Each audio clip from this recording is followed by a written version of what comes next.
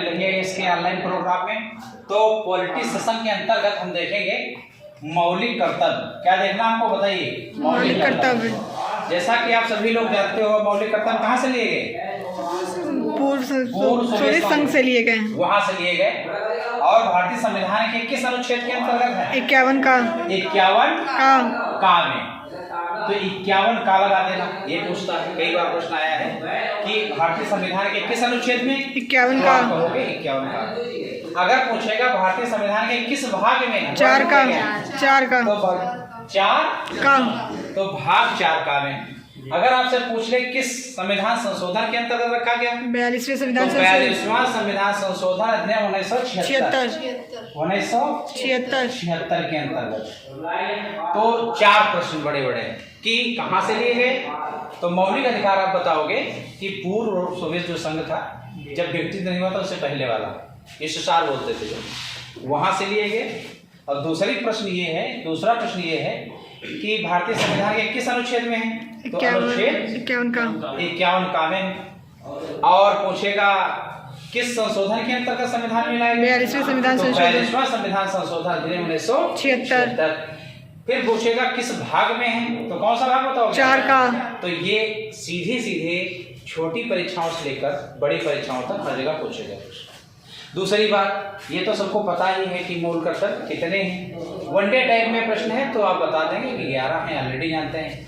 11वां चूंकि लेटेस्ट है, 11वां चूंकि लेटेस्ट है, तो ये पूछा जाता है किससे संबंधित है। तो पहले तो हम देखेंगे हमारे मौलिक जो कर्तव्य है वो हैं कितने, कौन कौन से हैं। तो पहला हमारा मौलिक कर्तव्य है कौन सा? पहला देखिएगा, यहाँ मैंने लिख दिया है कि संविधान का पालन करें। क्या करें? संविधान का पालन करें। तो एक बात आपको क्या करनी है, कर्तव्य की पहली बात बता दिया, संविधान का पालन करें। क्योंकि देश की व्यवस्था किससे चलती है? संविधान से चलती है। और संविधान सर्वोपरि है और उससे पहले जनता है। तो संविधान का हर नागरिक को क्या करना चाहिए? पालन करें। और उसके जो आदर्श दिए हुए हैं, उसमें जो संस्थाएं हैं, इसके साथ साथ जो हमारा राष्ट्रीय ध्वज है, राष्ट्रीय ध्वज का नाम क्या है? तिरंगा।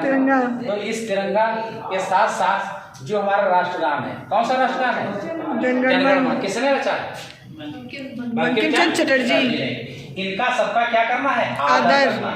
तो पहले वाले में कर्तव्य हमारा होगा कि संविधान का पालन करें। क्या करें? संविधान का पालन करें। एक बात, उसके साथ साथ इसमें जो आदर्श दिए हुए हैं, क्या दिए हैं आदर्श? इसके जो हैं संप्रभुता, एकता, अखंडता, इस जो संस्थाएं हैं अनेक प्रकार की, इसके साथ साथ जो हमारा राष्ट्रीय ध्वज तिरंगा है और जो हमारा राष्ट्रगान है, इनका सबका क्या करना है? आदर। क्या करना है? आदर। एक बात तो आप समझ गए। दूसरा हमारा कर्तव्य देखिए कि स्वतंत्रता के लिए, किसके लिए? स्वतंत्रता के लिए हमारे राष्ट्रीय आंदोलन को क्या करना है? प्रेरित करना है। तो प्रेरित करने वाले जो उच्च आदर्श माने जाते हैं, क्या माने जाते हैं? उच्च आदर्श। इनको हृदय में संजोए रखना है, हृदय में संजोए रखना। ठीक है। तो दूसरी बात आपने बताया कि स्वतंत्रता के लिए हमारे जो राष्ट्रीय आंदोलन है, इनको प्रेरित करने वाले जो हमारे आदर्श हैं, हृदय में क्या करना है? संजोए रखना। तीसरी बात देखो कि भारत की संपूर्णता क्या है? हम अपने देश के अंदर के और बाहर के जो डिसीजन हैं, जो निर्णय हैं, वो किसी भी बाह्य शक्ति के दबाव में नहीं लेंगे। बाहर के किसी भी प्रकार के, अंदर देश के बाहर के जो भी निर्णय हैं, हमारी जो विदेश नीति है, वो हम अपने हिसाब से निर्धारित करेंगे। तो ये संपूर्णता है।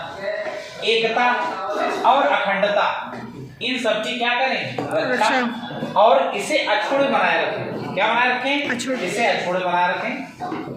तो एक बात, तीसरा कर्तव्य आपने देखा, इस तीसरे कर्तव्य में कि भारत की जो संपूर्णता है, एकता है, अखंडता है, इनकी क्या करनी है? रक्षा करनी है। और इसके साथ इसे अछूते बनाए रखने का हमें प्रयत्न करना है। अगली बात, तो हमारे 1, 2, 3, 4 कर्तव्य हो गए और 3 कर्तव्य हो गए। एक चौथा कर्तव्य दिया हुआ है कि देश की रक्षा करें। देश की क्या करें? रक्षा करें। और आह्वान में सोता है बुलाए जाने पर। बुलाए जाने पर, आह्वान किए जाने पर राष्ट्र की सेवा करें। मतलब ये है कि कोई ऐसी स्थितियां आती हैं जब, देखो आप लोगों ने एक आंसर गलत बोला है, मैंने ध्यान नहीं दिया तो आपने बोल दिया। राष्ट्रगान के रचयिता कौन है? रविन्द्रनाथ टैगोर। क्या बोला था? बंकिम बोल दिया, ठीक है, वही मैंने भी बोल दिया। तो ये ध्यान रखिएगा, कौन है ये राष्ट्रगान के रचयिता? रविन्द्रनाथ टैगोर। ठीक।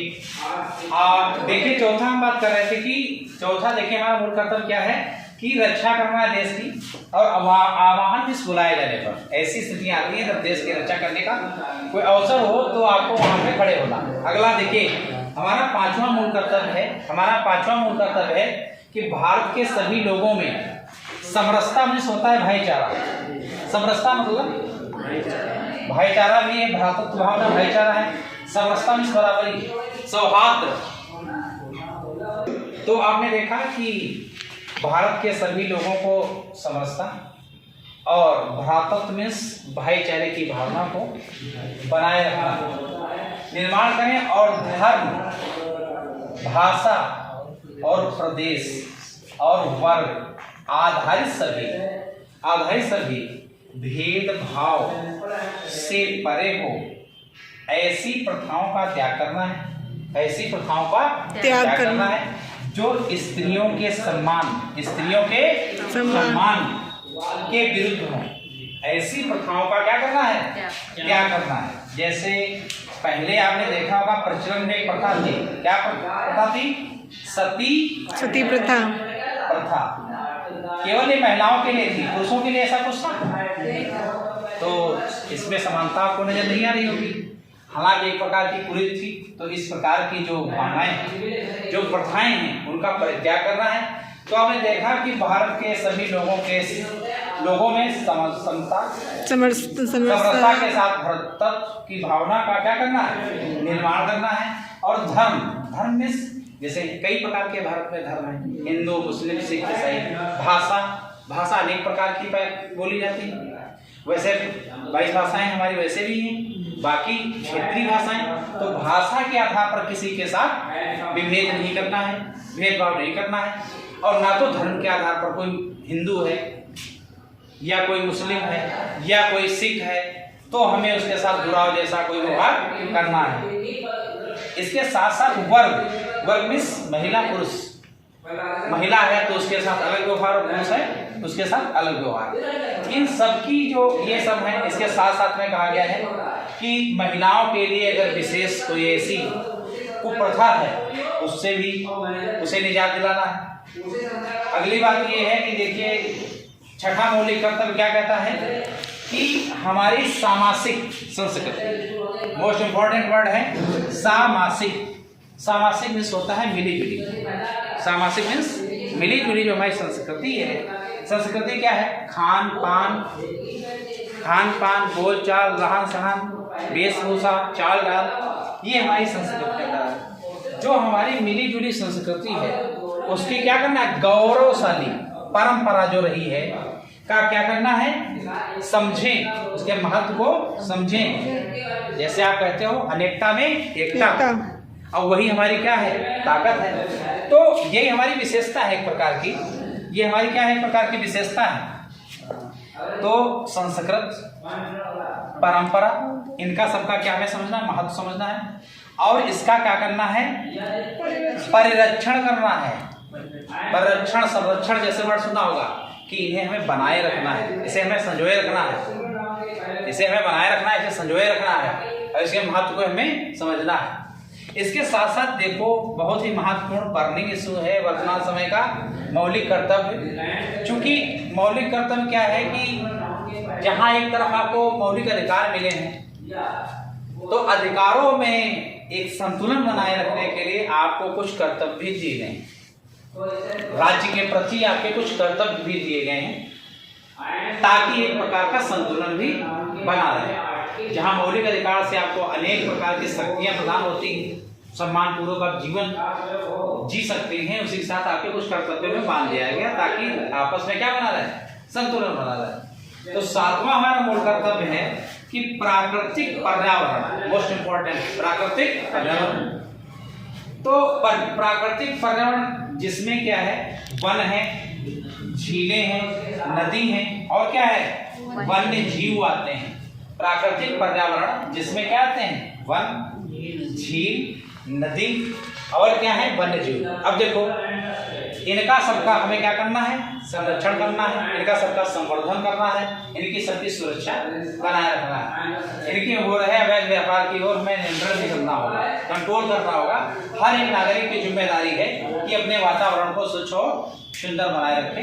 तो उसमें आप देखो कि वन की भूमिका महत्वपूर्ण है, चूंकि वन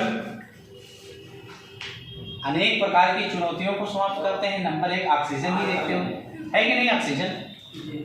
इसके साथ साथ में टेम्परेचर को कम करते हैं। इसके साथ साथ आप देखो वर्षा, मौसम की अनियमितता, अनेक प्रकार की औषधियाँ, अनेक प्रकार की इंफ्रा डेवलप करने में उनका वनों का महत्व। तो ग्लोबल वार्मिंग जैसी चुनौतियाँ शायद इनकी वजह से, बरसात में अनियमितता शायद इनकी कमी की वजह से, भूस्खलन जो होते हैं बड़े बड़े इनकी वजह से। तो वन की सुरक्षा सुनिश्चित होना आवश्यक है। झीलें, जो भी जल है तो कल है, जल है तो जीवन है और जल का कोई विकल्प नहीं। तो जल है तो जीवन है, जल है तो कल है, जल का कोई विकल्प नहीं। तो झील जो हमारी हैं, ये झीलों से जल वनस्पतियों को मिलता है, जीवधारियों को मिलता है, मानवों को मिलता है। इसके साथ साथ अनेक प्रकार की मरीन इकोकल्चर जल में डेवलप होती है।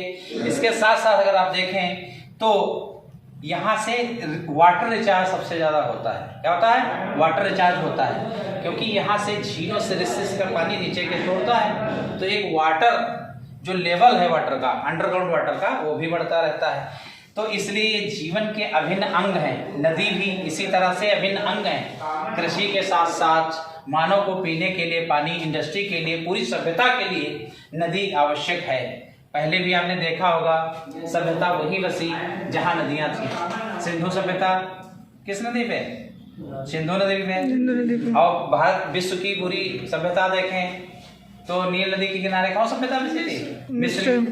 तो बहुत सारी सभ्यताएं हैं, मिस्र जो बसा पूरा। तो ऐसे आप देखोगे तो प्राकृतिक पर्यावरण ये हमारा एक बहुत महत्वपूर्ण और वर्तमान में चैलेंजिंग इशू है, और इसके प्रति हर नागरिक का दृढ़ संकल्प होना आवश्यक है। इन सब का महत्व देखते हुए अब हम देखेंगे 8 नंबर 8। तो हम बात कर रहे थे कि 8वां हमारा मौलिक कर्तव्य कौन सा, 8वें में हम देखेंगे बहुत सी महत्वपूर्ण मौलिक कर्तव्य हमारा है। इसके अंतर्गत दिया हुआ है कि वैज्ञानिक दृष्टिकोण, यह कौन सा दृष्टिकोण, वैज्ञानिक दृष्टिकोण। परंपरागत सोच से, रूढ़िवादिता से हमें दूर रहना है। परंपरागत सोच से, रूढ़िवादिता से दूर रहना है। और सोच कैसी होनी चाहिए आपकी, वैज्ञानिक। तो सोच वैज्ञानिक बनाना है, विकास के लिए बहुत आवश्यक है। और मानवतावाद, मानवतावाद कि हमें हमगुल बनना है, मानव के प्रति दया का भाव रखना है, मानवतावाद। और ज्ञानार्जन मीन्स क्या करना है, ज्ञान के प्रति उन्मुख होकर ज्ञानी पुरुष बनना है। समझ रहे हैं, ज्ञानी पुरुष का मतलब ये है कि ज्ञान के लिए हमें अग्रसर होना है। और आने वाली जो पीढ़ी है इसको आगे जब हम पढ़ाएंगे तो सबसे बड़ा ज्ञान ही आगे जो है उसको ले जाने का काम करेगा।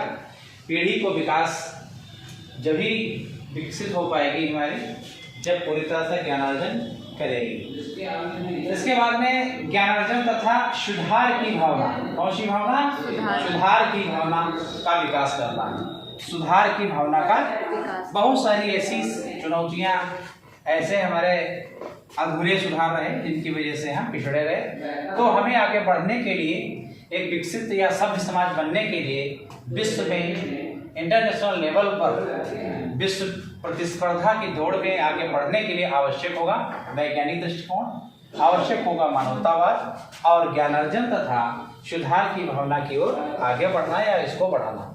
अगली बात, नवा हमारा मूल कर्तव्य है कि सार्वजनिक संपत्ति क्या होती है, सार्वजनिक संपत्ति, सार्वजनिक संपत्ति की को सुरक्षित रखना है। क्या करना है, तो सार्वजनिक संपत्ति क्या होती है, जैसे ट्रेन है, ट्रेन किसकी, ना तो आपकी ना हमारी, ये सार्वजनिक है, सरकार की। जैसे बसें चलती गवर्नमेंट की, बहुत सारी ऐसी चीजें हैं जो सार्वजनिक हैं, आप सबको जानते हैं, और ये नहीं कि आप यात्रा कर रहे हैं और उसका शीशा तोड़ने का मुंह देखने का काम आएगा। तो ये वाली भावना से दूर रहना है, उसको किसी भी प्रकार की क्षति से दूर रहना है। तो सार्वजनिक संपत्ति को सुरक्षित रखना है, और हिंसा जैसे अपराधों से भी दूर करने की बात करी गई है कि हिंसक नहीं होना है, क्योंकि विकास में, शांति में सबसे बड़ी बाधा क्या है? हिंसा ही है। तो हिंसा से दूर रहने की बात करी गई है, और सार्वजनिक जो संपत्ति है इसको सुरक्षित रखना है।